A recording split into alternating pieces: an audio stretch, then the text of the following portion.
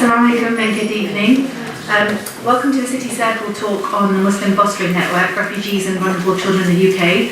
I'm Saba Gilani, Project Director at the Better Community Business Network, a Muslim-led business networking forum that works towards the betterment of our society by supporting disadvantaged communities. Together we have the resources to tackle the key issues and improve the community we live in. BCBN has raised over 1 million in funds for community causes and has attracted the support from respected high-profile figures such as His Royal Highness Prince of Wales and others. Last month, BCBN raised $274,500 for the Refugee Council's Children's Services in support of separated refugee children that arrived to the UK and BCBN's grant initiative. 75% of those children are of a Muslim background, and more than 69,000 children and young people around the UK are waiting for a secure and nurturing home. Children arriving to the UK from Syria and other war-torn Muslim countries are being placed into care of families with little or no understanding on commonalities. Children are faced with a challenge when foster parents are of another culture, speak a different language, or have dissimilar customs and habits. From the perspective of a child, they often want to find their own sources of support and value living in a community where others share their heritage. During this presentation in partnership with the City Circle, we will examine why the rates of Muslim families fostering children are significantly low when caring for orphans is an elementary Islamic principle. I invite you to continue the discussion around the Muslim Fostering Network by being amongst the first to use the hashtags MuslimsFoster and Muslim Fostering Network. The Fostering Network is the UK's leading fostering charity, and Tony Round is the head of fundraising at the Fostering Network that has been working to support disadvantaged and vulnerable children and young people. Aside from the Fostering Network, Tony has worked for organisations such as Young Enterprise and the Prince's Trust, where he first became involved with refugees and asylum seekers, building up strong links with local religious institutions. Tony will be presenting on the process of fostering in the UK. Yes, I think so. I'm a notorious public whisperer, so if you can't hear me in the back, do please put your arms up or wave and shout at me and I'll get the message eventually.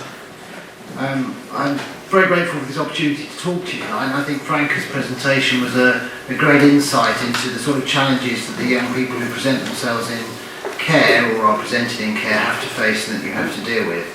What I want to talk to you about tonight is about the fostering network in part, but mainly about what foster carers can do and the impact that foster carers can have on these young people when they come into care and when they're looking to make a fresh start with their lives.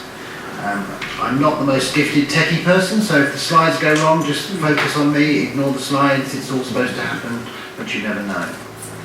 Okay, we are the UK's leading fostering charity. We've been going since 1974. We were formed by foster carers just up the road here in Camden around a kitchen table, and we were formed originally because foster carers felt they needed to be able to support each other in dealing with some very troubled children. In those days, foster care was a very unsophisticated area of social care. You had to fill out more paperwork to hire a car than you did to become a foster carer. Unfortunately, that's changed now. All of our foster carers work every day to make things better for the children in their care, and they are amazing people. Now there's some statistics on the next slide that I hope you'll find interesting, and I hope you won't be too shocked. It's often an area of care that's relatively unknown and people don't know the scale of it in the UK. There are at any one time 81,000 children away from home and in care on one day in the UK. There could be up to 100,000 children over the course of a year who will pass through care, but on average any day there's 81,000 in care. And the starting statistic, because most people feel the journey into care is one on a journey to being adopted, is that 64,000 of those children will be with foster carers. So by far the majority of those children will spend time with foster carers. And in the last year in which they measured these things, only around 4,000 children were adopted. And that's not because there's a lack of adoption, it's often because that's not the right course of action for a child to be taken and adopted. Now they live with about 55,000 foster families across the UK, which again is a fairly amazing statistic. That's 55,000 families who've taken the step of making space in their lives and in their homes for other people's children to help them make the recovery from whatever experiences put them into care. And that's quite a big concept for a lot of people, because not only if you're a family with your own children are you taking on the responsibility for somebody else's children, your own children are part of that process, and they are part of that, in that they have to give time up with mum and dad sometimes, because mum and dad have to give time to those children. So when you're thinking about fostering, it's not a decision that the parents can take lightly, because it will impact your children, and in 9 times out of 10 it's the children that make the biggest difference in the first instance with those children who come into care. They are amazing. The children of foster carers that I've met amaze me every day. This is a statistic that's a little bit shocking. We know that on average every 20 minutes there's a child coming into care in need of a fostering family. And with the foster carers retiring, with the change in circumstances that mean they can no longer foster, we need 9,000 new fostering families this year.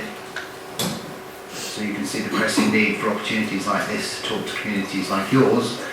My experience of Muslim families and my friends in Muslim families are that they are the most close and committed families that I know. And I can't imagine that any child that doesn't arrive with a foster family that comes from a Muslim background won't have the very best chance of success in life. Now, they come from all backgrounds. The ones we have most difficulty placing are, unsurprisingly, teenagers. I'm sure you've never had any problem with teenagers. You can understand how they would all assimilate into your families willingly. They would join in family activities. They'd be a boon to any family. We really don't understand why there's a problem in finding families for teenagers.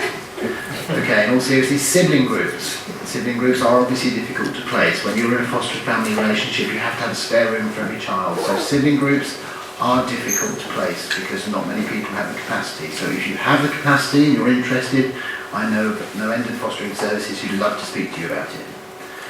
And disabled children. Now, disabled children are a case on their own in so many circumstances. Quite often they are in care through no fault of the families or their own. It's just a matter of the family not being able to cope with a severely disabled child. And if you're a foster carer that can cope with these things, and we have foster carers who have altered their house to be able to take a disabled child, and quite severely, then I think you're a very special sort of person, and you would make a really big difference in a foster child life if they've got disability, and you can help cope with that. And of course, the other area that is of particular interest perhaps tonight is unaccompanied asylum seekers. This is a cohort that we have had increasing demand for in the last year. We know there's been 2,000 that have arrived in the first 6 months of last year, and it's not looking like that situation is going to get any better. Okay, so why do people need fostering? I think I've touched on some of these things. The disturbing thing about this is you don't get taken into care because you refuse to eat your vegetables. You don't get taken into care because you've had a bad day, you don't want to wear what your mum's told you to wear, you don't want to come home a little bit later and your mum's not having it. You get taken into care for fairly severe issues. It's not an easy process. When the decision is made to take you into care as a child, it's because that you are either at risk or you have suffered neglect, abuse, you may be in a dysfunctional family. It is a serious decision not taken lightly by professionals involved, and 9 times out of 10 you as a child don't necessarily agree with the decision. It's not that these children are picked up and they go, thank goodness you're here, to the social worker. So these are very difficult placements to deal with. These children are not happy necessarily to be taken into care, and the families have a lot to do with, in addition to the issues the child brings with them and the reason for them being taken into care in the first place. Quite a lot of people read in the press and they say, well, I've had 800 children in me, I've had in my family, they've passed through my family, I've had 200 children, I've had this number of children, and that is the case in some cases where you provide very short-term respite care. There can be large numbers of children pass through your house. You can be a very effective foster carer with a lot of children passing through your house because you can provide emergency care. You could also have had 1 child in 10 years. You can be involved in long-term foster care. You can provide emergency care, there's respite care where you just provide, you only have capacity in your home at the weekends, and you're able to give a foster carer or a family with a child under a care order a break for the weekend to take the child in, to give them time with you and a bit of respite for the family and the child. Short term, long term, the varieties of foster care are fairly broad. So please don't exclude yourself if you think I can't be a full-time carer or I can't cope with the turnover of lots of children coming and going. It's not necessarily the case that that's the foster care you would have to deal with. We would far rather you asked and investigated the possibility of being a foster carer, and with the benefit of understanding all your options, then decided you couldn't do it, than to sit here, discuss it amongst yourselves, and just decide I don't think it's for me because of something I've heard. Please take the time to investigate this if you've any inkling to become a foster carer or any interest. Anybody can apply to be a foster carer? Good with children? Is that for me? Okay. You can see there, anybody can apply. Not everybody can do it, but anybody can apply. This is something about what you get, which obviously people sometimes think, oh, you get paid a lot of money to be a foster care. Whatever you're getting paid, it's not enough. You get an allowance. It just about covers your costs. It doesn't necessarily provide you with a lifestyle that would make your living high off the hog or anything else. This is not a career choice to be a foster carer and to think about, I'm going to be retiring, it's going to be fantastic. You have to put so much into it, it's not an easy option. Okay, you get support, you get allowances, it's very worthwhile. The idea is not to be out of pocket, but please don't think of this as a major commercial venture. Okay. Finding a fostering service. Now, we run a service, you can have a look on there. If you want to talk to your local service, do go onto our website, look at the website's up there and I'll provide it with you afterwards if you're interested. Just moving quickly on to the unaccompanied children situation, which is an area of interest here. There aren't huge numbers of children yet coming from Syria. We find that there are increasing numbers of unaccompanied asylum-seeking children. They do at the moment seem to be coming largely from Afghanistan, Iran and Eritrea. There are younger children living with foster families, but the older children, largely because of the nature of their situation, tend to live in residential units. It's much more difficult to assimilate them into a small family. Their experiences at their age are often so much different and so much more difficult to assimilate. I can talk about some of these things a bit later on. I'll just put that up there so you can understand a little bit more about where you can get in touch. I'm sorry if I rattled through all this. I've tried to get a lot of information over in a very short space of time. I'm here now till the end of the evening, so if you want to ask me any questions, if I can point you in the right direction, then please do ask me. I'm also joined by my colleague Joanna Odande, who's at the back there. She's waving vigorously. Joanna is very long in the tooth, very experienced foster carer. She knows more than I've ever got a chance of ever getting to know about foster care. So if you really are interested in hands-on detailed fostering experience, the law, legislation, allowances, anything else about that, please come and see me and Joanna afterwards. We'd be more than delighted to talk to you about it. But I do appreciate this opportunity to talk to you and I hope we've sparked your interest. Thank you very much.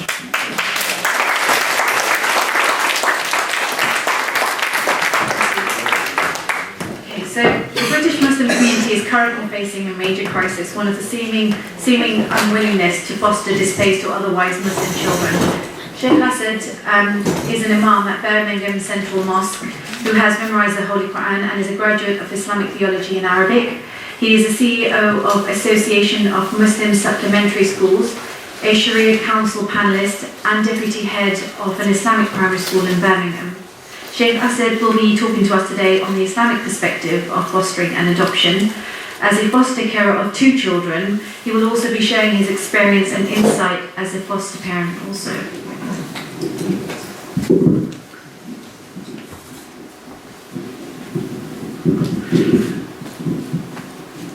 بسم الله الرحمن الرحيم الحمد لله وكفى وسلام على عباده الذين اصطفى أما بعد فقد قال الله تبارك وتعالى في كتابه العزيز بعد أعوذ بالله من الشيطان الرجيم ادعوهم لآبائهم هو أقسط عند الله وقال النبي صلى الله عليه وسلم من عال جاريتين حتى تبلغا جاء يوم القيامة أنا وهكذا وأشار بأصابعه.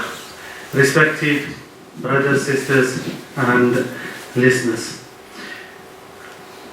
as the saying goes, that if our own children cry, we get a heartache. If somebody else's child cries, we get a headache. Today I'm not here to give you a bag full of fatwas, so you can pick and mix whatever we like, whatever we don't like. But hopefully, inshallah, by the end of these 8 minutes, you'll have a lot of questions to ask yourself. And hopefully you'll carry on asking again and again and again yourself, because the biggest mufti is your heart. Istafti qalbak.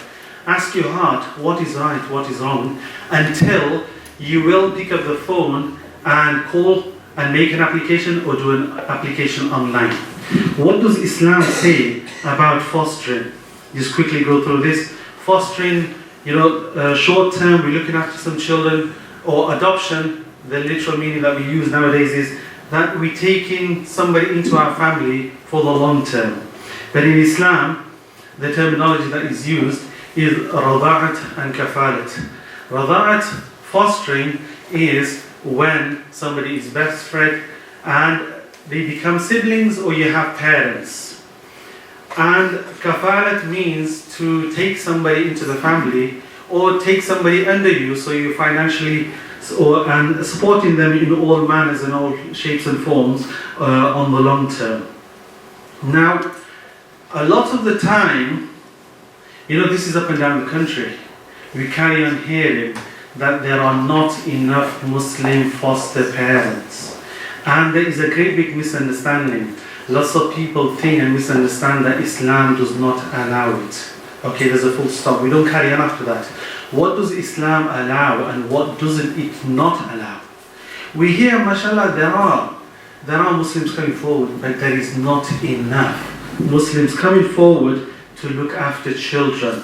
And that is why recently, 2-3 years ago, the laws were changed. First, there was an effort to make a match and try to meet the requirements and the needs of the religion of the child as well. But unfortunately, there were not enough Muslim foster carers, for which reason, as long as a parent or an adult can look after the needs of a child, the child is placed with whatever background and family the might have. So Islam, what Allah subhanahu wa ta'ala does mention about fostering and adoption in the Quran, and what can you not do? أُدْعُوهُمْ لِآبَائِهِمْ هُوَ أَقْسَطُ عِنْدَ اللَّهِ. That you cannot change the name of the family. So you adopt or you bring a child in your family, you cannot make them forget about their own family and change their names or whatever. This is Allah subhanahu wa ta'ala taught us 1400 years ago. And وَمَا جَعَلَ أَدْعِيَاءَكُمْ أَبْنَاءَكُمْ. Again, that these children that you are fostering, they are not your real children. So basically it encourages, Islam does encourage, and there are many things that we can do and we should do, and including induced lactation. That is a hot topic and a hot subject as well, and many muftis, they give permission for that, but that is for you to ask yourself, and what is right, what is wrong, what can you do, what can't you do. Islam does 101% encourage it. Okay? And who was this person? He was born an orphan, adopted as an orphan, he was placed in foster care, and he grew up to adopt another child. Who was he? He was our Prophet sallallahu alaihi wasallam, our role model that we claim to follow. We just look at his life, that what was it surrounding, and then we ask ourselves, does Islam, does it allow this or not? Another question, ask yourself, which Sahabi's name is mentioned in the Quran? Abu Bakr, Umar, Usman, Ali radiallahu ta'ala anhum, not a single one. But there is only one name, and that name is of Zayd, and Zayd was the adopted son of the Prophet sallallahu alaihi wasallam. Did we know that?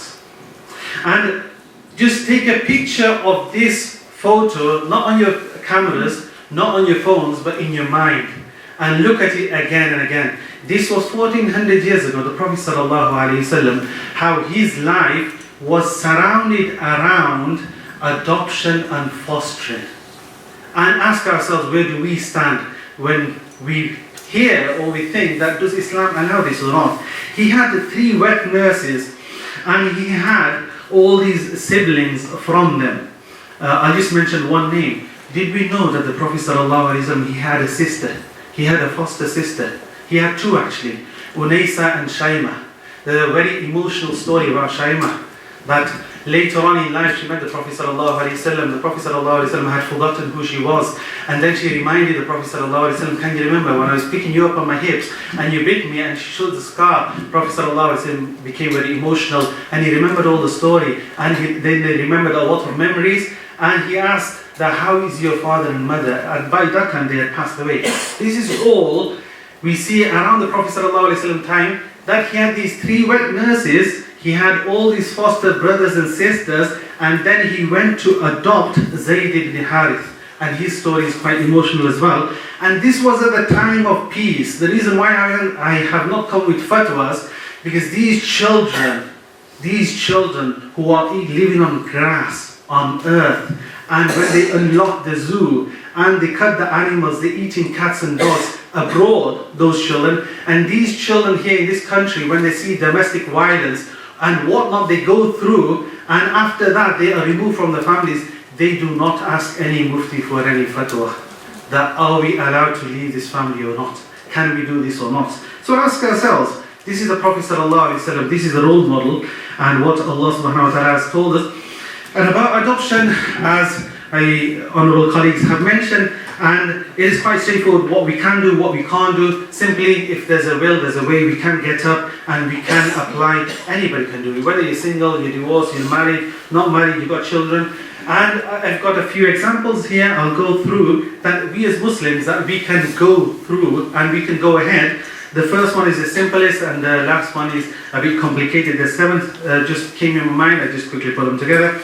If a female is, whether she's single, divorced, or for whatever reason, doesn't want to get married and she's on her own, she can apply and get a daughter. She can get a girl, and there's no fatwas about that at all. There's no restrictions whatsoever that she can bring up a girl. Or a male living on his own. For whatever reason, he doesn't want to get married or he's staying on his own, and he can have a child, a boy living with him. Or there might be a case where somebody doesn't have the children of their own and they want to adopt children. Now, a common misunderstanding we carry in hearing that about the hijab thing. This we already do. When, for example, when we got two brothers, they're married with children, they're living in the same house. So the way the one wife will do parda from her husband's brother is just the same parda. It's just covering yourself the way we normally cover ourselves. Apart from that, is nothing else. And so this shouldn't become a restriction. Or somebody's already got a daughter and they think you're bringing another girl inside the house, not a problem with that at all. Or you've already got a son and you think, okay, another boy or some more boys, siblings or brothers, we can bring into our family. Or we've grown old and our children, they moved away, they've gone to university or they moved away from home. We've got spare rooms, we've got a spare house or whatever, and we can bring in a family of brothers and sisters and they can stay with us. Or we've already got children, but we want to bring some more children. That is absolutely fine as well. And remember the role model of the Prophet ﷺ. I'll just give you one example. Yes, I don't just give lectures, but alhamdulillah, I am also a registered foster carer and do look after children myself as well, alhamdulillah. I'll just give you one example. There was a case where I used to teach a child who was living in foster care. He was a Muslim child, but he was living with a Sikh family. Now that Sikh family was an awesome and amazing family. The mother herself, she was a social worker. And she went to the extent that they didn't used to eat halal, but because of that child that they were looking after, they stopped everything else, only halal food at home. The whole family was eating. But that child, I used to teach him once a week. He used to come crying. And he used to say that, I don't want to go to the Gurdwara, but I have to go with this family every week. Now that family was an amazing family. They were not intentionally taking him there to do any worship or whatever, but it was just that because they were going, they couldn't leave the child anywhere else. So they had to take him, and that child wasn't doing any worship, but that child's parents were objecting, and the child himself was crying, and I had nothing to tell him. I had to just say to him, the Muslims, they're still asleep, they're still looking for fatwas, they're still looking for, is it possible, or is it haram or jaiz or whatever, and one day when a Muslim does come forward, then we might find somebody for you. But in the end, what happened, that child was moved from that family, but that was an amazing family, and that child went to that foster carer, and whenever he used to wet the bed, the foster carer, she used to instantly change it, and the child said, oh, why do you do this? My mother never done this for me. He had Muslim parents, but he was moved away for domestic violence. So we need to make our minds up. And the final thing I'll just mention, yes, alhamdulillah, I have done quite a bit of talks here and there about this fostering. And alhamdulillah, I meet many people many months down the road. And you know what they do? They pull out their phone and show me a picture, a beautiful picture of a boy and a girl or whatever. And they say, you know what? We heard your talk, and after that, straight away we applied. So hopefully, when I bump into you, a few months down the road, I will see 70, 80 phones coming out and showing that these are the beautiful children that we have. Allah has blessed us with. Jazakallah.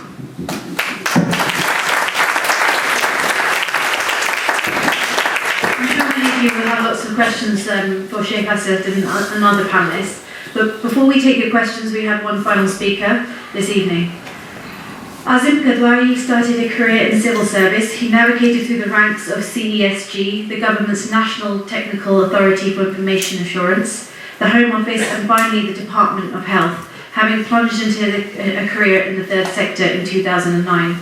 Joining Mercy Mission UK as a general manager, he has been able to launch some leading community programmes such as Ramadan TV, the National Zakat Foundation, Charity Right UK, and most recently has launched Mercy Mission's latest initiative, the Muslim Fostering Network.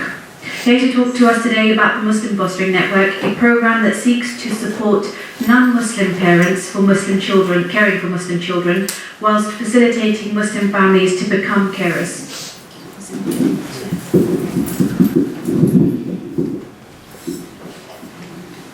Okay, before we start, can I just ask everyone to stand up?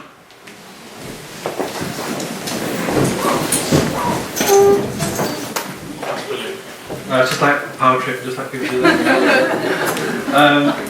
Okay, Bismillah, alhamdulillah, wa salatu wa salam ala rasulillah wa ala alihi wa sahbihi wa man wala.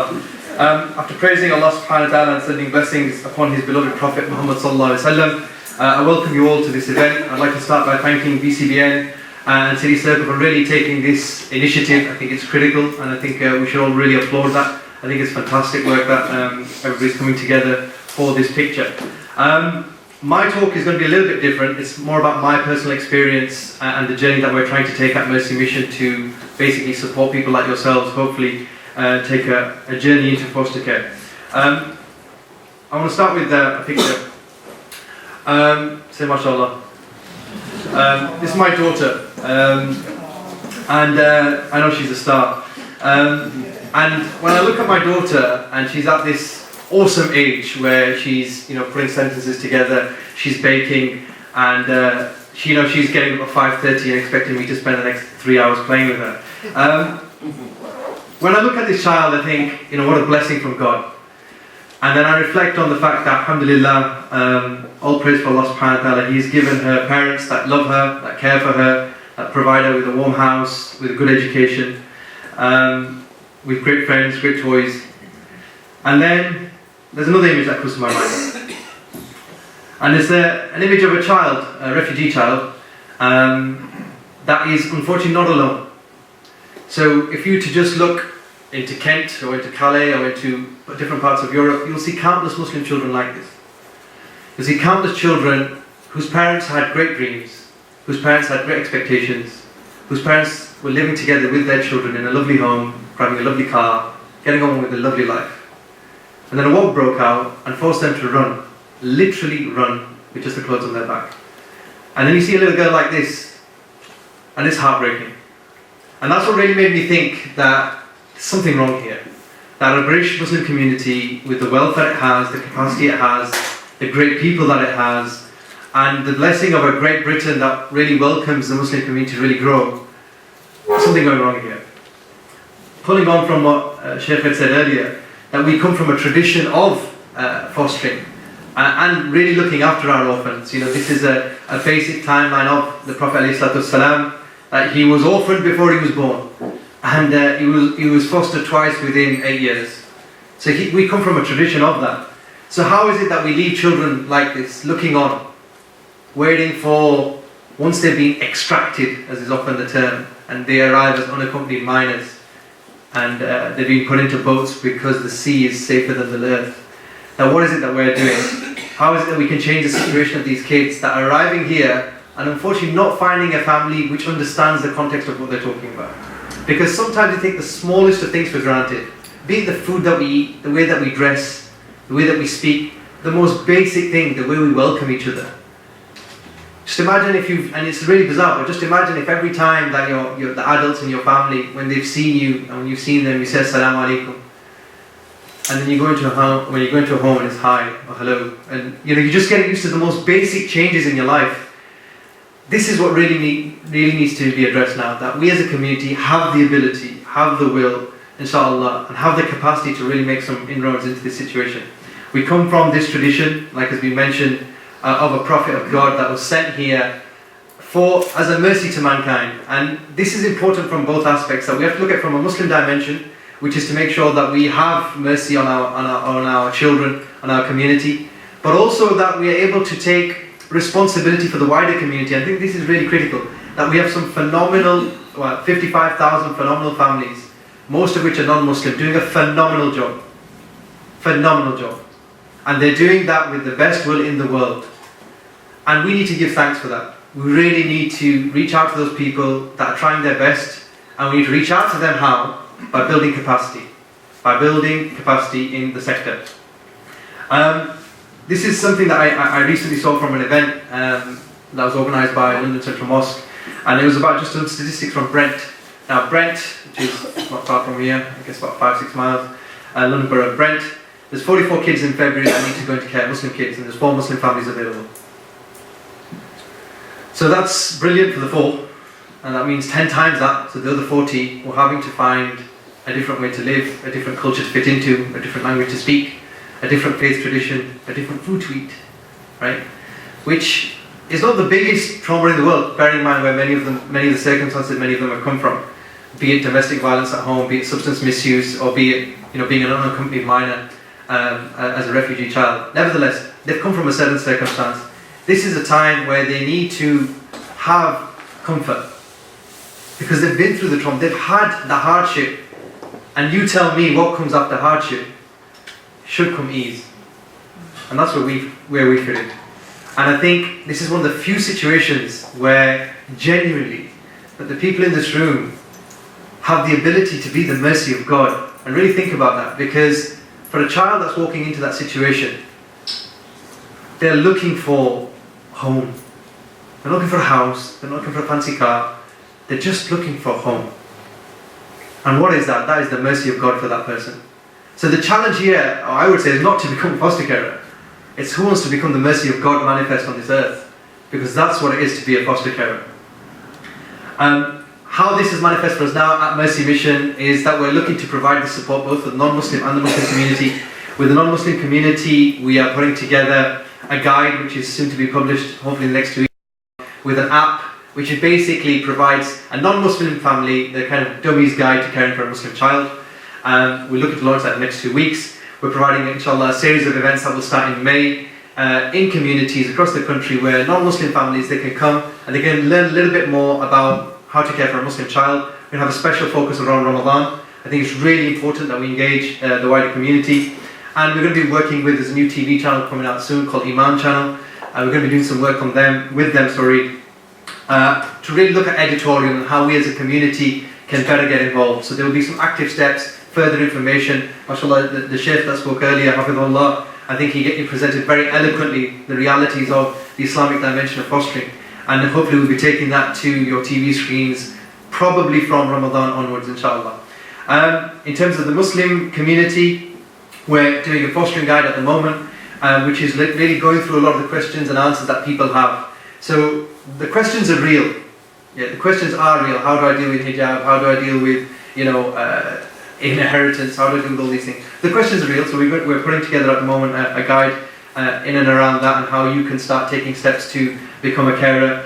We're going to be doing some dedicated events, and basically trying to get involved on the policy level. So from a Mercy Mission perspective, our concern is right now is to find great people like yourself to really bolster the team. We're a very, very small team. To be honest, but we look for great people that have an interest in thinking, well look, maybe I can foster, maybe I can't, but one thing I can definitely do is play some part in this story and in these websites and in these programs that we're trying to pull together, which need people. There's, the reality is when you're running any program, a program is only as good as its front line.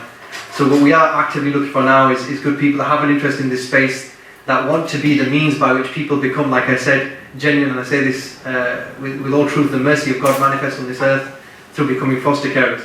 So that's what we're doing right now. We're in the very early stages, but we're really lucky in that we're running into a number of events that we'll be doing. On Sunday we've got an event at Harrow Civic Centre, then we're doing the British Muslim Expo. We've got a number of events coming through, so we do need good people to step forward, inshallah.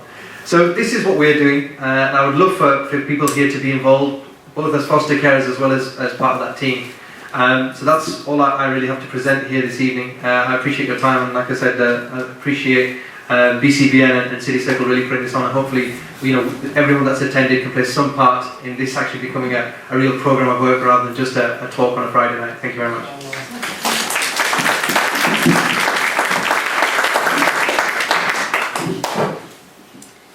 So thank you to our panellists for an excellent presentation. Just to remind you, for those of you that are on social media, that you can continue the discussion online by using the hashtags Muslims Foster and Muslim Fostering Network. I'd like to open the floor now to questions. If I can ask people to kindly raise their hands and state your name, your organisation, and who your question is directed towards.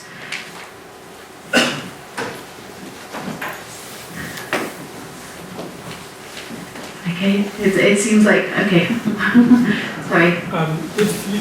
Would you like to sort of stand up so everyone else can see you? Might help with this. So I'm currently living in a 2-bedroom flat with 2 small children currently. Do you have to have an extra room to foster a child? Yes. Can you put your name forward on the basis that you would move out to a bigger house later on, or does that need to be something from the start? You do have to have a spare room to accommodate a foster child. You can make inquiries and you can start the journey for approval, but you won't be approved as a foster carer until somebody's visited you. You won't be approved as a foster carer until somebody's visited you and confirmed that you have that extra accommodation in the spare room. It's for obvious reasons in terms of your own protection and the protection of the child. They have to have their own space. Joanna, did you want to say something? There may be some circumstances where if, for instance, you wanted to foster just a baby, and you could have that baby in your room for a short period of time, where they may consider you. So you just really have to look at the circumstances. Yeah, apologies, I was thinking child, not baby, I beg your pardon. Sorry. Yes? Obviously the name does say fostering network, but is it just fostering or is it adoption as well? Okay. Do you mean the Muslim fostering network? Well, you spoke, and also, I'm sorry, I don't know your name, both of you spoke, both of you mentioned fostering only, and again, like I said, I can see in the name it says fostering, so I want to know, are you limited to just fostering, or do you do adoption as well? In terms of the fostering network, we are exclusively fostering. That's not to say that because you become a foster carer that adoption is a closed door for you. One of the reasons we're looking to recruit new foster carers all the time is quite often parents will foster a child and they'll develop a relationship with the child and they'll take the step of adopting that child. And of course, once they've adopted a child, they don't necessarily have the capacity in their own home to continue fostering. So the two can work very closely hand in hand. It's important to understand that adoption isn't always the optimum outcome for a child. For all sorts of reasons I don't have time to go into now, but I can talk to you about afterwards. But it's a very close relationship. You're reconnecting with the fostering service and you're interested in adoption. It's an easy introduction for you to talk to both. Thank you. There's actually a government scheme called Foster to Adopt, in which you are actually have a child placed with you for 6 months with a view to possible adoption. Yeah. Thank you. Would you like to answer that from our question? Yeah, I think in some cases, especially where it concerns older children, I would almost say go for fostering. And then, like you say, if there is a real deepening of the relationship and you feel you can make a long-term commitment, then you've had an engagement period before you commit to a marriage. Whereas sometimes in adoption, you're almost thrown into the marriage, without really knowing the other, which I know is practiced in some parts of the world, but and it can work, but it also can have its difficulties, as I'm sure some of you know. So I think for older children, really, also for the children itself, with all their issues around loss and so on, to really accept you as the new permanent forever parent, where you become the legal parent for good, is a big step. And I think so the working together of the two should definitely be considered for older children. Okay, and the lady on the fourth row, if you'd like to ask. Yeah, hi there. You've spoken about fostering and fostering in relation to Muslim children. However, as you can all appreciate, that bracket is actually quite large and huge because you're looking at different ethnicities, languages and culture. And at the risk of making it sound like a cafeteria checklist, how do you determine, or what type of process needs to be gone into in order to ensure that a child is best placed with a family or with an individual? Is it done along language dimensions? Is it done along culture? I'm specifically thinking in relation to unaccompanied minors. It's just Joanna.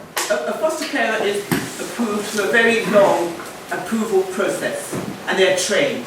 Once they are approved as a foster carer, they are then put through what is called a matching process. And that is a process whereby the circumstances of the child is supposedly carefully matched to the family they're supposed to be placed in. But because of the shortages, because of the range of children that need families, there are often insufficient families to meet their specific needs. So sometimes there are poor matches.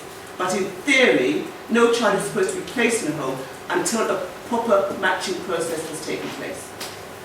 So in relation to like the unaccompanied minors, in terms of what is actually happening and what is anticipated over the next coming months, would the criteria be Arabic speakers, or would it be Muslims, or in terms of, I'm trying to assess the change. Okay, to sort of get an understanding of, sort of young refugee children, or those that are obviously coming from countries like Syria, etc., how does that fit in terms of the priorities around language, etc., and culture? Tony, do you want to? As you can imagine, the number of factors that you can take into account when a placement are vast. And the question in the first place is about the safety and well-being of the child. So your first priority must be to put them into a family home. Beyond that, then there are a whole raft of things, and you just go for the very best match you can.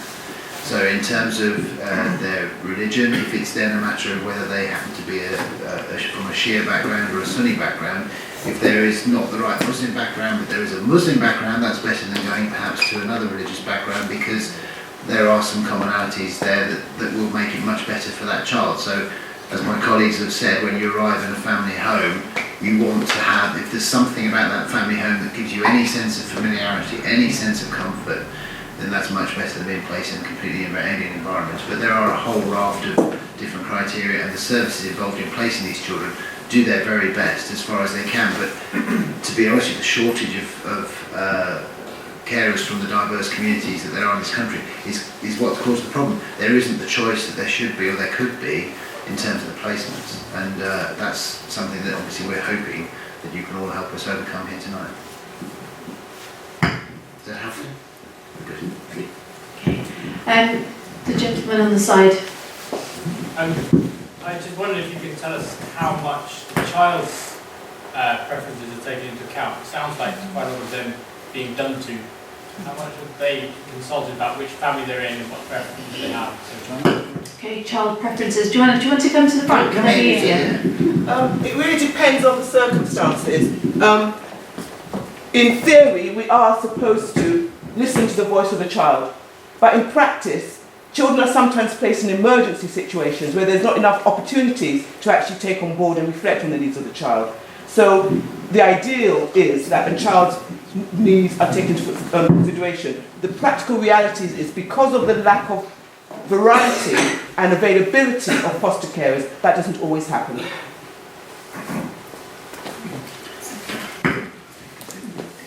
That's okay. Right, okay. Did that answer your question? Yeah, thank you. Okay. Would you like to, I know there's two questions over there. Either one of you, if you'd like to stand up first and ask your question, I'll come to the next person after. Yes, it's the lady with the hijab. Well, I'm a childcare, so as I understand it, fostering sort of into what the local authorities, you have local body foster carers and you have agency foster carers. So to match appropriate Muslim foster carers to children who are not in your local authority, how do you propose to deal with that? Because as far as I'm aware, your first pool of foster carers will be your local authority foster carers in your local area. Yeah. And as Janet said earlier, is that it's about not moving the child if they're already settled there. From my experience, local authorities are very reluctant to move the child to another borough just to meet a religious match. Okay, so the practicalities around fostering children within certain localities and not taking them out of that. Do you want to say? Well, again, it's about demand and supply, and you are right. local authorities would like, ideally, for children to be placed locally. But at the end of the day, if a child is in need, that need has got to be prioritised over spatial and geographical considerations. And you often find that children are placed out of borough. So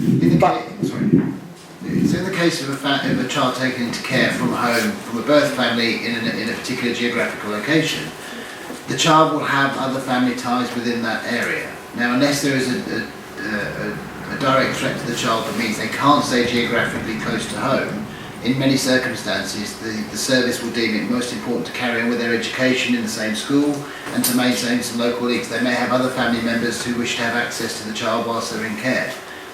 This is a very developing situation. The number of refugee children arriving, there aren't all the answers and the whole situation is completely developed. I can see your point, whereas if a child is arriving in this country and has no ties to an area, why wouldn't they move from one area to another? But I couldn't guarantee that every service has completely thought that through and has all the links outside the area so that they can particularly exploit that and take advantage of it or get the best solution for the child. These services are under incredible pressure. When we explain the number of foster carers we need, you can understand how difficult it is. And their priority has to be the well-being, as Joanna says, of the child. But obviously the more carers we have, the more opportunity we have locally to meet the needs of the child without the trauma of constantly moving them. I've been a foster carer for 21 years and the children that come to me do not come from my local area. And I've looked after over 100 children. So I think that puts things into context. So lots of children, unfortunately, especially if they come from inner London authorities, where the cost of housing is very high, they don't have the opportunity necessarily to stay locally. So sometimes, it's just about demand and supply. So is there a sort of national database for foster parents and children, or is it still attached to authorities? It's the individual authorities that do their own recruitment. Just one thing, because I think there's a thread that is amongst the last few questions. I think we've got to look at this from a perspective of this is not an overnight fix. This is something as a community we've got to start building capacity together. Yeah. So ultimately, the questions are really good and really strong questions that about moving people in and out of borough and the integrity of the matching. The reality is the integrity of the matching now for Muslim kids isn't brilliant, and it's not going to be fixed tonight or tomorrow. But every step that we take, and as with this room becomes another room and another event, etc., etc., etc., and we start doing this as a community over a period of time, hopefully we should get to that point where there's a sufficient pool of the right resources and the right ethnic mix and the right language mix and the right cultural mix, whereby hopefully these situations can be avoided where the placements are not the best. But we've got to look at it from a long-term approach. Sometimes the problem is we think, we've got this problem, let's fix it like this. And we see this, maybe it's a cultural thing, you often see when especially from the charity sector, that you'll see a crisis is communicated. There's a website, there's a flyer, there's a poster. And then the crisis is over once the cameras have gone. And what we've got to look at is a reality that this is not a new issue. Fine, it's exacerbated by the refugees, but fundamentally this has been going on for a long time. But what's happened is that the refugee situation has given it a spotlight, which the issue could never afford before. Now it's in the spotlight, and we're trying to use a positive energy to say, look guys, this has been going for some time. Every single time another family gets involved, helps build capacity, we're getting a bit closer to addressing the disbalance that's currently there. Okay, there's a question at the back row. Yeah, it's just how do you deal with disgruntled birth parents and the security of kind of fostering parents? Could you talk a little bit about that?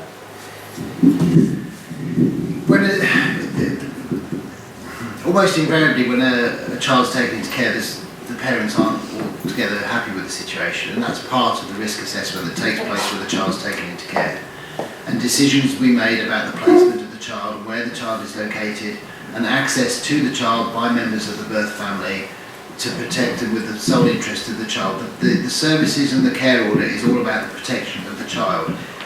With all due respect, you try and accommodate the feelings of the family, but only insofar as it doesn't affect the well-being of the child. The child is the absolute priority. So the children are protected. You try and deal with the families as best you can. Obviously, the ideal scenario is that you really reunify the family. That's the objective. You would most like to be able to sort out whatever issue is that's caused the problem with the family, so that the family can be reunited. It's not some determination to split families up. But you have to prioritise the well-being of the child. And if that means that the family has very restricted or controlled access to it, that's something that the professionals in the service have to deal with. And they're trained to do that, they're supported to do that, but the child won't be placed in jeopardy just because the family's kicking off.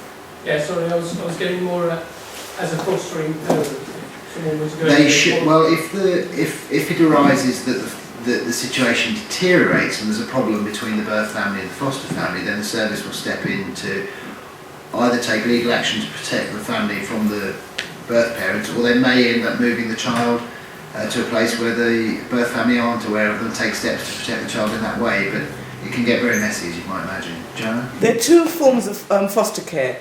Children come into foster care either under Section 20, and that is when the parent volunteers that child goes into foster care, and that parent still has parental responsibility for that child and gets engaged with that child and has to be consulted when decisions are made around that child. And then there's children that come into care because they are having suffered significant harm, have been made wards of the courts, if you like, and have been put into placements.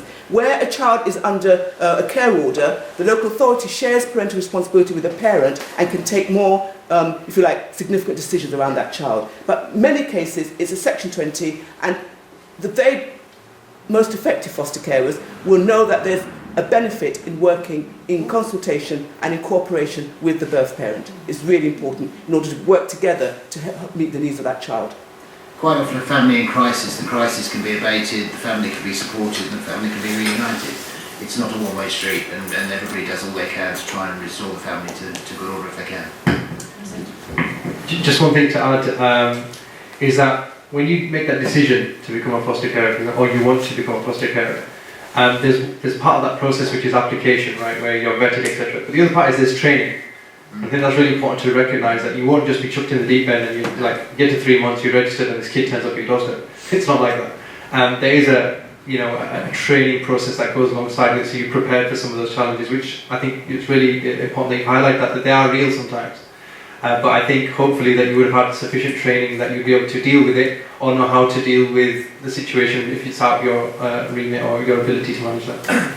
And a good service will continue the training beyond approval as a foster carer. You'll be supported throughout your time as a foster carer.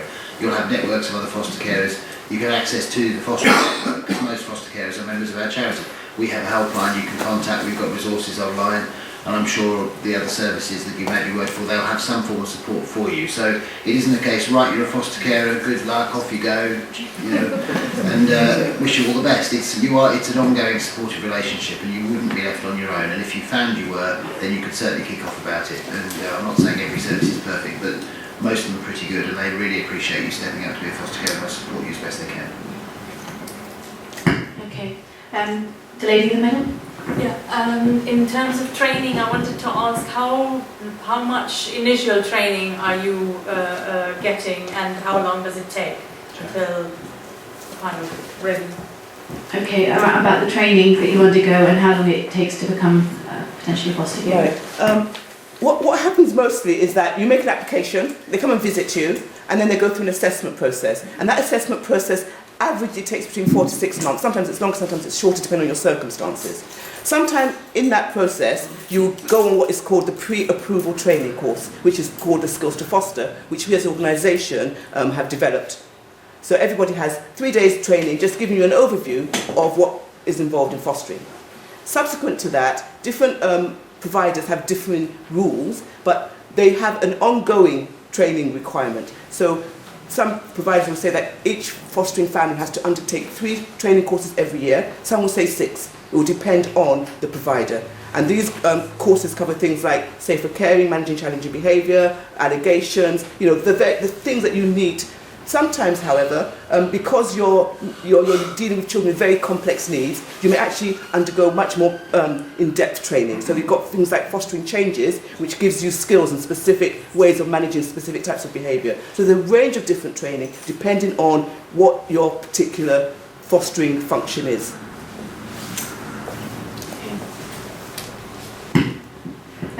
With the various different agencies that there are, and obviously local councils, etc., how do you know which agency or who to really speak to? I mean, if you wanted to take that initial step. Well, I would suggest that you go onto our website, because we've got a lot of information from both sectors, and you can just basically find out more initially from us.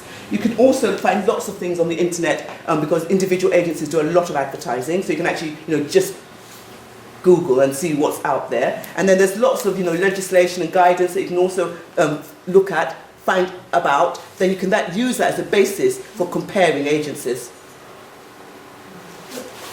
Okay. Can you specifically request to care for children coming from war-torn regions? You can ask to look after specific types of children, but then it will depend on whether the agency that you're applying to is actually involved in those children. Is there a broader network for refugees coming from Syria, Palestine? I think that what it is, it depends on the area. So certain authorities, like Croydon for instance, because lots of children come through that particular area, I think they have the highest percentage of looked after children, asylum-seeking children in the country. Hounslow is another one. So whereas, if you go to Staffordshire, you probably won't find. So it really depends on the local area. It doesn't mean that you're restricted to apply just in your area. You could apply to become a Croydon foster carer, and then you're more likely to be matched with an asylum-seeking child. Tony, before you sort of just to clarify, the question is around if you wanted to foster a child from a war-torn country, and I think also it perhaps also comes down to the level of experience that the carers have as well. Yes, if you'd like to. Yeah, it's one of the things that we have, we understand talking to some of the local authorities, is where they're receiving children from war-torn areas. Because of the nature of the trauma and the difficulty these children have, with the best will in the world, most foster families in this country don't have experience, and we're only just now starting to develop the training and the support that enables them to deal with it. So almost invariably they will try and place those children with experienced foster carers, just to be fair on the child and to be fair on the carer, because the nature of the issues that they bring with them.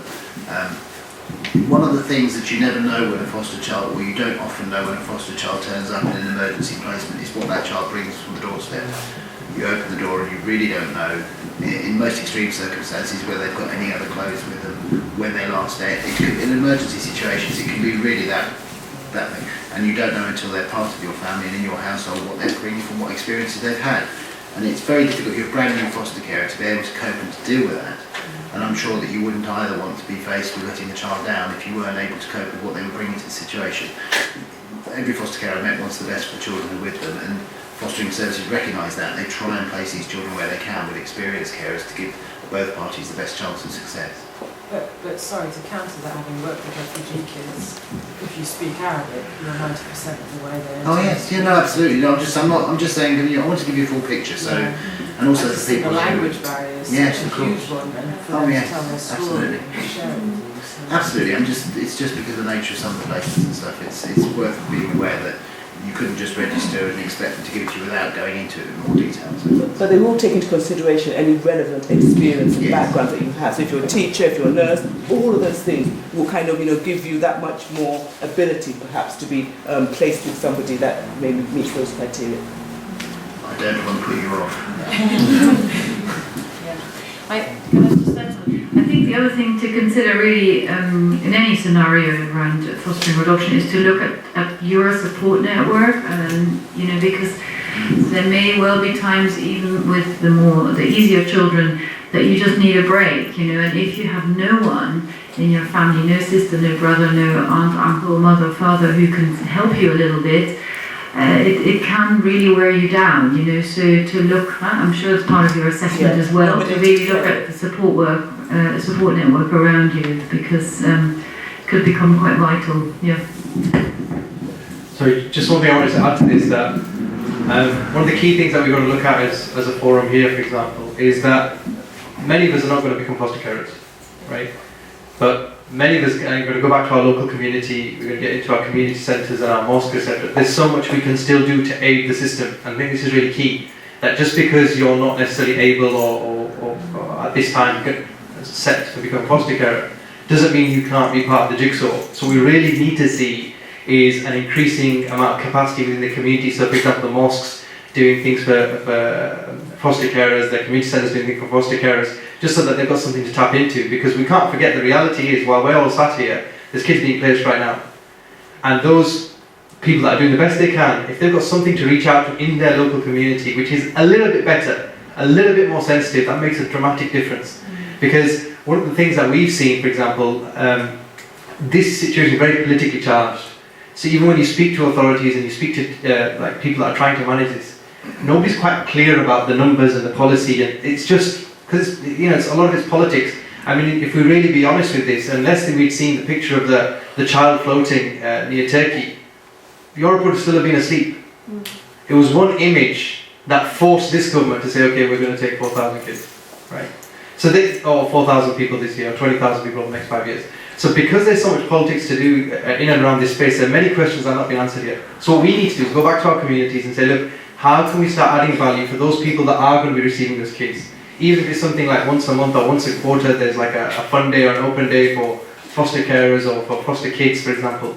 All these little things will make a massive difference. And that's why every single person here can do something. Even if they're not becoming a carer, they can still go back, they can speak even their mosque, for example, something very simple about saying, well, when's the next sermon going to be about foster caring, for example?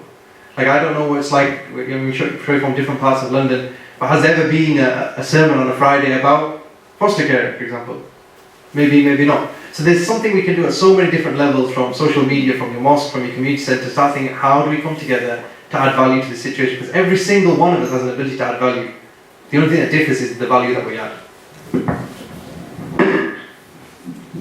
Any other questions? Yes. For example, the Syrian refugee children that are currently in the UK who are looking for placement in foster homes, where are they? Where are they sleeping overnight right now, for example, if they're not actually in that care? Who's looking after them? Where are they? So children that have arrived unaccompanied minors that have arrived from Syria, where are they at the moment and where are they staying and who takes responsibility over their care? If they are a child in need that's coming to the country, they're likely either placed in a residential unit or with foster care temporarily. There haven't been very many unaccompanied asylum-seeking children from Syria. Okay. We have had them, as I mentioned in the presentation, we have had unaccompanied asylum-seeking children coming from Eritrea, from Iran, and Afghanistan. But actually, because of, and I think alluding to the political situation, there are refugee children from Syria in Europe, but they're not here. And the children that have been arriving here have been the children who have been coming with their families from the refugee camps in and around Syria. And it's been very part of the control government effort. So that's not to say that situation won't change, and it is very fluid and very political, but there is a need for foster carers for Muslim children and unaccompanied asylum-seeking children with a Muslim background, but not at the moment is it an issue particularly around Syrian children. But if they did come in and they were an unaccompanied child, they would be looked after. Yes. They would be put somewhere, they won't be just left. Yeah, it's not a case that children have to look for anything. The children are looked after and they're placed and they would be somewhere safe. There's no child left sort of, sorry there isn't anywhere and come back tomorrow. It doesn't work like that. Yeah, because there are emergency foster homes who basically will, accommodate, have children for a little while until a more suitable home is found. Yeah. Okay. There's a question somewhere in the middle. Yes, the lady. I just want to ask, what's the age range for unaccompanied minors? Because I work with age-disputed unaccompanied minors. So you may have someone who's 18 or 19. So my first question is two questions. What is the age range of these unaccompanied minors? And the second is, what does Islam say if you are a woman and you're bringing in a disputed age minor who could potentially be an adult pregnant child? Okay, so two different questions. Tony, if you'd like to talk about the age disputes around. I'm going to go Joanne on that one. Joanne, okay. The average child that comes as an asylum-seeking child is normally above 12. There's very few children beyond that age because they have to come by themselves. They have to trek, they have all the rest of it. So they tend to be teenagers predominantly, and that's where the age disputes come because some of them allegedly are older than they say they are, and there's lots of ding-dong between the lawyers and the social services about age, and it does become an issue. I can't answer the Islamic elements to it, but I've been a foster care for unaccompanied asylum-seeking children, and some of them have been male, some of them have been older than they present, but at the end of the day, for me, they are children. And I have to treat them as such until such a time as I'm told differently. So that's how I approach it. And your second question on the sort of process of fostering an older foster child, was that your question from the Islamic perspective was around that and the challenges that might possibly pose? Someone would like to answer. The question about that, looking after somebody who might be an adult or slightly over high age, it is just simply seated in this room. We've got males, we've got females, and everybody's just covering themselves modestly the way they normally do. And that is what Parda is about, just covering yourself. So if there was another male or female, or if it was a case of emergency where there wasn't a girl or a female available for a single mother and she had to look after somebody else in emergency or whatever, it's just simple as covering yourself the way we do normally every day. So there isn't anything more than that or less than that. Yes, would you like to ask your question? Sorry, I'm very interested in the kinder transport model that happened during World War II, where the Jewish communities in the UK brought over 15,000 predominantly Jewish children, had the families lined up, had the funds lined up, and put them in family homes as well as hostels. Is there anyone that you're aware of, or is that a model that just can't possibly happen in this day and age? Or is that something we might aspire to as a community here of Arabic speakers or Muslims? Or should we just forget about that possibility? I'm just curious as a person who might be interested in pushing that agenda forward as opposed to the fostering agenda. Quite a big question, so I don't worry. I think the speakers like to... Yeah, Stephen. That is a bit of a question, thank you very much. I did it, it took 2 days in Parliament, you know. Your instincts are to relieve these children, to provide them with a safe home. I think whether or not that would be practically possible these days, I don't know how the government would react if somebody commandeered a Channel Tunnel train and brought a load of children. I can't see that happening, and I can see from a naturally cautious approach to this. The situation in war was much more fluid. There was much greater degree, perhaps, of fear. There's a much stronger sense of community, and much less legislation, and dare I say it, health and safety involved. There was no issues of child protection. It was just get the children out of here and get them somewhere safe. And I think certainly I wouldn't want to speak on behalf of the fostering network and say let's go hire a train. I think anything we can do to work with the system as it is, there's a lot of good practice in the system that would look after these children and give them a really good start. If we feel that there should be more to be done to bring more children into this country, then I think that's entirely up to you to make that approach and to campaign on that behalf if that's an issue that you feel passionate about. But I'm not sure that the amount of energy and effort you put into trying to create a kinder transport situation would be fruitful, and it might be better we use the resources to try and get something within the system than trying to bring something in, if you like that. But I'm really speaking personally here. My instincts are to help children wherever I can, but I don't necessarily know that that's the solution that would be practical these days. I'm sorry. Since that time, there's been created a legislative framework, so we can't really do it that way anymore. There are specific processes, procedures, rules, standards that we have to abide by, which would make that particular option very difficult to enforce and put into practice. Can I just add one thing to that? I think even if it was, the community's not ready for that, and I think this is the point that we're a long way from even getting a bank of people where we've got capacity to even attempt things like that. So I mean, it's a great idea, to be honest. But I think just as a community, we're so far away from that if we were to invest our energies first and foremost in just building the basic capacity to already serve the kids that are here, because we're not doing that before we look at further into Europe. Yeah, I've been this year so far. I've had one invitation to speak to this group. I've got one invitation coming up in October to speak to a women's group in South Kensington. That's going to reach 150, 200 people. The people in this room have power, perhaps, if you think of a multiple. If you leave tonight and you speak to 3 people, each of you tonight, about what you've heard, and you ask each of them to talk to 3 people about the need for Muslim foster carers to come forward to be part of the process and to help provide part of a solution to the shortage of Muslim foster carers, that's a very powerful movement that you can start from within this room, and it wouldn't take very long to reach thousands of your Muslim brothers and sisters and to get something going. And that's a powerful movement that you could start tonight without having to get too involved in putting something big and dramatic together. So I'd argue that perhaps put your energies into trying to spread the network, spread the word, and get people engaged today and tomorrow and over the weekend in thinking about becoming a foster carer from within your community, and that would be a really powerful move that you could start tonight.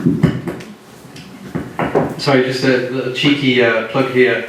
I think that's a really great suggestion, and I think that's what these forums have to be definitely practical on how to move forward. So, for example, we're set for 2 big events over the next couple of months. And if I had, say, 10 or 20 more people that could be there, that have attended something like this, I could speak to other people, that would be amazing. We're expecting to see about 12 to 13,000 people over the 2 events. One's at Olympia, one's at Excel. So if you do have an interest and you want to be part of that, then, like I said, I'd be more than willing to welcome you as volunteers to have those conversations, because the people are going to be there. It's just about us taking that narrative further forward. Okay, the lady on the 6th row, just over the edge. Can I ask, just albeit a rather theoretical academic question? We're trying to be responsive, there is a need. Clearly the statistics show there is a shortfall in terms of Muslim foster carers. Has any research been conducted as to why this exists? I appreciate we have had 2 presenters that have spoken extensively about the Islamic roots and foster care and adoption within that framework. However, there appears to be a disjunct, clearly, between theology and public life as it's practiced for most Muslims, let's be honest, okay? So, is there any research in this area? Because I get the sense that if we can start to address the concerns that Muslim families have about foster caring, because clearly there must be some. I cannot believe it's just because we don't all have the spare room that we can start to address. I mean, I think it's a great question, and any other time, like this is my event, I just use that as a stand-up for a fundraiser. So I'm trying to raise the money to actually put this together, because I think the reality is the community hasn't invested in these things. So we do need to, as a community, look at investing and doing the proper research, because it's not out there. And I think it's maybe a reflection of where we're at the moment in terms of how long the Muslim community has been here. I spent the last few days earlier in the week with members of the Jewish community and the Christian community looking at many issues, and one of the key messages that I took away from, definitely from members of the Jewish community, was that as a Muslim community we're very young, and sometimes we've got to just remember that we've been here maybe, say, 50 years. So some of the things that when we look and say, how can we have a statistic for this and how can we have a statistic for that, they're good questions. But I think some of that reflects the maturity of the community, how long it's been here. And then also, I guess, a kind of a side point to that would have to be that a lot of the way the Muslims live, and maybe you alluded to this yourself at the beginning, was, in inner city, urban areas where housing's at a premium, and they're not necessarily the best conditions anyway. It hasn't been helped by a lot of, Chinese whispers about what we can do this and we can't do that. But I think ultimately there is a sea change that is starting now. I think events like this are part of that process about going out there educating. I think the Sheikh that spoke earlier, mashallah, it looks like he's doing some great work in going out there and educating the community, but we all need to do that together and facilitate more of those. I agree with what you say. However, I do believe that if we do not start, and I think there must be fears that the community has, there's individuals and there's families, because in effect, I think somebody has highlighted, in emergency situations, you have a stranger turn up, and that stranger may be age disputed, as has been raised as well. And how would you respond and act in that type of situation? So I believe that unless we understand what the fears and concerns are, and then incorporate in terms of training and so on, in order to alleviate that and incorporate that within sessions like this, then maybe the percentage of individuals that walk away from this type of environment that say, actually, you know what, those concerns have been put to rest, I'm seriously going to consider it now. Yeah, Would the fostering network possibly think about financing some research in your case? There is a university that's interested over here. Okay. We would love to. We're not a grant giving body. We spend the money. We don't tend to give it away. So so I'm more than happy if anybody feels it's so inclined. But you're right. That's the sort of thing. Everything we do as a fostering network is either research informed or evidence based. Because there are so many myths out there, and there are so many issues that we need to address. Putting aside the religious issue, there are a lot of myths just about foster care. I need to be married. I need to have a 4-bedroom house. I can't be in a single mum. I can't be this. I can't be that. people disqualify themselves. There was a study done by the DfE a couple of years ago, and this is a statistic, so you have to take it with a pinch of salt. 25% of Londoners have thought about fostering at one point. If even 10% or 5%, 25% of Londoners have applied to be foster carers, we wouldn't be saying we need 9,000 foster carers.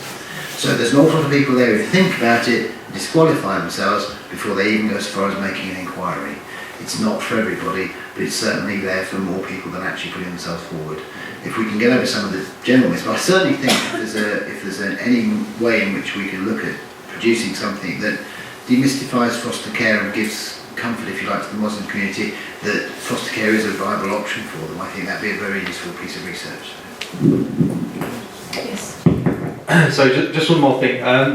5 years ago, I came to City Circle, which was the last time I came, and I gave a talk at that time about giving locally, and this was around, I think, March, April 2011, and it was just to float the idea that as a Muslim community, we must start investing in our local community. We must start collecting and distributing zakat in the UK.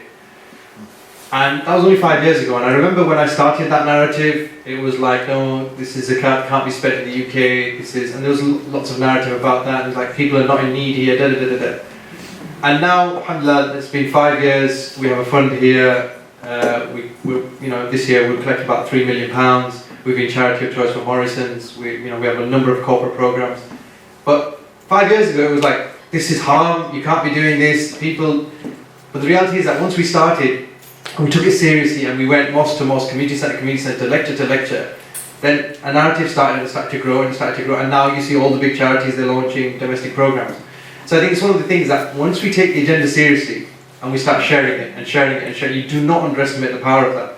Genuinely, we may have done less in the last 20 years than we can do in the next 2 though. Like we can play significant catch up. That's the benefit of WhatsApp and FB and all these things, right? So the main thing is that if we want to take it seriously, we just need to be proactive. Think, okay, just because we've not managed to get the number of carers up over the last generation, doesn't mean the next couple of years can't be transformational in that respect. It just means that all of us need to take some more responsibility. Just want to mention about any research, not that I know of, but the general feeling that you get in the community is one of the biggest challenges or misunderstandings that they have is about the hijab. First of all, the imams, they don't talk about it, and as the colleague very rightly said, when was the last time you heard a sermon about fostering? I've talked about it a good few times, but you generally don't hear the imams or any other such events taking place where Muslims are being addressed and being told. And what could be more transparent than just the life of our role model, sallallahu alaihi wasallam. So there is a great big misunderstanding about hijab, that, oh no, you can't keep these children, or they're going to grow up, you can't do this, you can't do that. So educating is a way forward for that. So they do realize that, Islam is a religion which really promotes, and that is where it started from. And to remember, that was at a time of peace. A time of peace, that the Prophet ﷺ had so many wet nurses, so many siblings, so many foster siblings, and he adopted. When there wasn't a battle or these kind of disasters going around. So at this time, what can we do? We should be doing a lot more than that. So I think, educating is a great big thing. And then another downside is about the culture. A lot of time we drag in culture, and it's a kind of a looked down thing upon that, oh, you brought somebody else into your family. But if we take the step and we stand up and we say we are proud of following our role model, people will open the doors. Oh, he's done it, she's done it, we can do it as well. So there's a lot of that the culture and the misunderstanding about the religious side as well. The lady at the back. Yeah, I was just going to ask in terms of preparation and training. Do you generally are people placed once they've been accepted on the fostering program? Are they placed with sort of short-term children? Can it be long-term? Is it dependent on the situation? I'm just thinking in terms of preparation and training. Some people might want to foster, but it may sort of you're a bit reluctant because you're a bit scared as to whether you're going to actually be able to Okay. responsibility as well. Okay, so questions around training again and the preparations that are required. It's for you to have a conversation with the fostering service you're applying to about what it is that you have to offer. And they will assess you based on, if you say that, well, actually, I'm interested in long-term fostering, they will assess you on that basis. If you're interested in more short-term fostering, they will assess you on that basis. And they will determine whether or not you meet the criteria that they're looking for a long-term or short-term foster placement. Most foster placements are short-term. And in ideal circumstances, a newly approved foster carer is supposed to be placed with children who are not that challenging, so that they're kind of eased into it. It doesn't always work that way, but that's the kind of, the theory. So it's unlikely that if you're approved that you will have a placement immediately, but you could, because it depends on the demand and supply situation. So it all really depends on the circumstances, but in reality, new foster carers will be approved short term, and they'll be placed with children that are hopefully less challenging, so they become more accustomed to the task. Okay, thank you. We've got time for one more question if anybody else has got anything urgent to ask, or the speakers will be around later to answer any questions you might have. Okay, well, great. So thank you again for your questions and to the speakers for today's talk. I'd like to just remind everybody that there is no today due to the bank holiday weekend. City Circle will be emailing information on upcoming events. Finally, there is a donation box somewhere at the back of the room for the City Circle, as these events are obviously held free of charge. The gentleman at the back has just raised the box, okay. And also that City Circle run a Saturday school and homeless project. If you'd like to get involved, please speak to one of the volunteers at the City Circle or contact them via their website. So thank you very much and have a good evening.